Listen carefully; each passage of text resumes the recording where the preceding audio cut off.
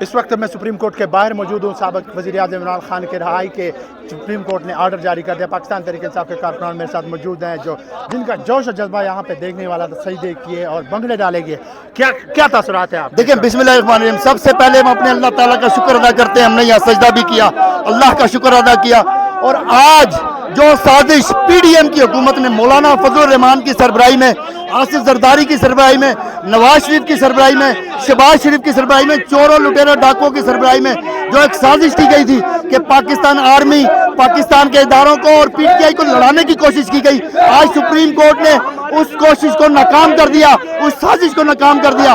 پاکستان تحریک انصاف ہمیشہ سے اپنے اداروں کو احترام کرتی ہے اور کرتی رہے گی. یہ جو سازش کی گئی موجودہ گورنمنٹ پی ڈی ایم نے اور موجودہ جو اس وقت یہاں پر نگران گورنمنٹ ہے پنجاب کی, محسن نقوی جو کہ بغل بچہ ہے, جو کہ زرداری کا پٹھا ہے, اس نے جو سازش کی تھی آج اس کو مکمل طور پر نیست و نابود کر دیا سپریم کورٹ نے. سپریم کورٹ آف پاکستان نے آج جو فیصلہ دیا ہے بیسیکلی وہ پاکستان کے امن کو بحال کرے گا, وہ پاکستان کی معیشت کو بحال کرے گا, وہ پاکستان کے اعتماد کو بحال کرے گا. یہ کوئی کسی کی جیت, کسی کی ہار نہیں, یہ آئین اور قانون کی بالادستی کی جنگ تھی جو وہاں پر کی گئی. اور آج اس آئین اور قانون کی بالادستی کی جنگ میں آئین اور قانون جیت گیا. اور وہ سیاسی ٹولہ جو اس وقت پارلیمنٹ ہاؤس کے اندر قبضہ کیے بیٹھا ہے, جو سینٹ کے اندر قبضہ کیے بیٹھا ہے, وہ بے غیرت حکومت جو آج پاکستان کے اداروں کو اپنی قوم کے ساتھ لڑانا چاہتی تھی, سپریم کورٹ نے اس سازش کو ناکام کیا. یہ جتنی سیکورٹی فورسز یہاں نظر آ رہی ہیں یہ ساری ہماری ہیں.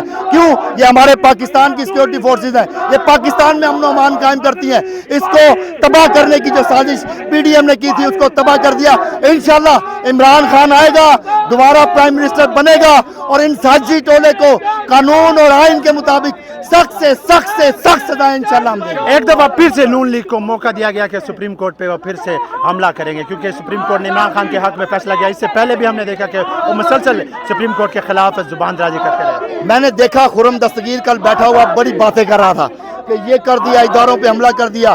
یہ روایت پاکستان میں ڈالنے والا کون ہے؟ اگر آپ تاریخ اٹھا کے دیکھیں 1997 میں اسی سپریم کورٹ بلڈنگ کے اوپر پی ایم ایل این کی حکومت تھی, چودھری شجاعت وزیر داخلہ تھا اور نواز شریف وزیر اعظم تھا. اس وقت کے وزیر داخلہ کی نگرانی میں 1997 میں یہ ریٹ ڈلی تھی. اس سے پہلے کبھی اداروں کے اوپر حملہ نہیں ہوا.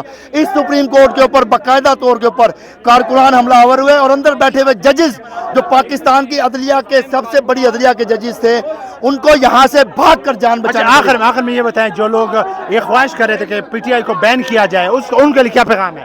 دیکھیں وہ دراصل میں نے بتایا نا ان کی ایک سازش تھی کہ کسی طرح اسٹیبلشمنٹ کو, اداروں کو اور پی ٹی آئی کو لڑایا جائے, ان کو کرعدم قرار دے کر ان کو فارغ کیا جائے. کیوں؟ وجہ کیا تھی؟ کیوں آخر کیوں؟ میں گارنٹی دیتا ہوں یہاں پر جتنے سیکورٹی ادارے کے اہلکار اس وقت ڈیوٹی پہ ہیں 90% پاکستان تحریک انصاف کے کم از کم فالوورز یا پرو پی ٹی آئی ہوں گے. اگر میں کارکن نہیں کہتا تو پرو پی ٹی آئی ہوں گے. ان کو پتا تھا کہ میدان میں مقابلہ نہیں ہو سکتا, عمران خان کے ساتھ میدان میں مقابلہ نہیں ہو سکتا. 17 جولائی 2022 کو ثابت ہوا پنجاب میں. پھر اس کے بعد عمران خان نے 10 سیٹوں کے اوپر کھڑے ہو کے جیت کر یہ ثابت کیا کہ تم لوگ مقابلہ نہیں کر سکتے. تو جس کی وجہ سے انہوں نے کہا کہ کوئی سازش بنائیں, اور وہ سازش بنائی گئی باقاعدہ. جو کام رینجرز نے ہائی کورٹ کے اندر, دیکھیں میں بڑے احترام کے ساتھ, جو کام رینجرز نے ہائی کورٹ کی پریمیس کے اندر کیا وہ کام اسلام آباد پولیس بھی کر سکتی تھی. اگر پنجاب کا مقدمہ تھا تو پنجاب پولیس تو مشہور ہے اس معاملے میں, وہ بھی کر سکتی تھی. رینجرز کو کیوں استعمال کیا گیا؟ اس ساری چیز کی تحقیقات ہونی چاہیے. میں اپنی آئی ایس آئی, اپنی ایم آئی, اپنے سارے اداروں سے گزارش کروں گا, اپیل کروں گا چیف آف آرمی اسٹاف سے, D G I S I سے, کہ اس چیز کی تحقیقات کروائی جائے کہ یہ کیا وجہ تھی کہ رینجرز کو وہاں ڈپلائے کیا گیا. اور پھر جو کل تک سپریم کورٹ کے حکم پر پاک فوج کے دستے دینے کو تیار نہیں تھے الیکشن کے لیے, آج انہوں نے پورے ملک میں فوج طلب کر لی آرٹیکل 245 کے تحت. تو کیا وجہ ہے؟ یہ سارے ڈرے ہوئے ہیں الیکشن سے. یہ کیوں ڈرے ہوئے ہیں الیکشن سے؟ ان کو پتا ہے کہ اس دفعہ عمران خان نے الیکشن لڑا تو وہ انشاءاللہ 2 تہائی نہیں 3/3 नहीं, मुझे लग रहा है कि 98% सीटें लेकर इनकी ज़मानतें पहले इलेक्शन में जब्त कराएगा, फिर इंशाल्लाह इनकी ज़मानतें हम होने नहीं देंगे, क्योंकि हमारे पास ऐसे मुकदमात हैं जो इनको इंशाल्लाह जेल के अंदर लेके जाएंगे। तो पाकिस्तान तहरीक इंसाफ का हर कारकुन पाक आर्मी का जान देने वाला है। पाकिस्तान तहरीक इंसाफ का हर कारकुन अपने इदारों पर जान कुर्बान करने के लिए खड़ा हुआ है। पाकिस्तान तहरीक इंसाफ का हर कारकुन अपने इदारों से प्यार करता है। लेकिन जो लोग इस साजिश को कामयाब करना चाह रहे थे, मैं सलूट पेश करता हूँ सुप्रीम कोर्ट ऑफ पाकिस्तान उन जजेस को जो आज अंदर बैठे हुए हैं, अतर मिनल्लाह साहब को, अली जफर साहब को और उमरता बंजाल साहब को, कि उन्होंने पीडीएम की वो साजिश जो पिछले 6 महीने से वो बनाने की कोशिश कर रहे थे और उन्होंने इम्प्लीमेंट भी की, एग्जीक्यूट भी की, लेकिन आज उन्होंने, वो कहते हैं ना, वो आया, उसने देखा और फतह कर लिया। इसने नोटिस लिया, नोटिस लेके आज पाकिस्तान की बका को इसने बहाल किया, आज पाकिस्तान की हिफाजत को, आज पाकिस्तान के अमन को इन्होंने दोबारा बहाल कर दिया।